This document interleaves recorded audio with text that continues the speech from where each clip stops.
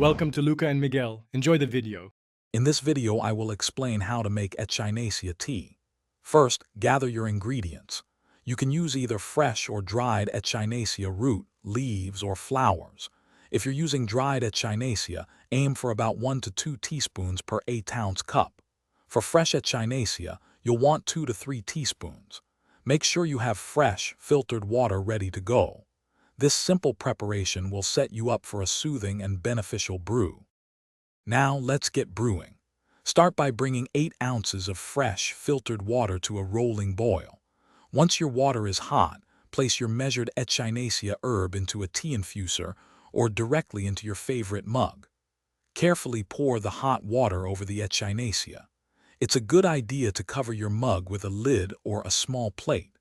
This helps to trap those wonderful volatile oils and beneficial compounds within your tea. The steeping process is crucial for extracting the goodness from your Echinacea. Allow your tea to steep for a good 10 to 15 minutes. Don't rush this step. A longer steep generally means more beneficial compounds are released. After steeping, use a fine mesh strainer to separate the plant material from your liquid. You can gently press the herbs against the strainer to ensure you get every last drop of that herbal goodness. Finally, it's time to enjoy your homemade Echinacea tea.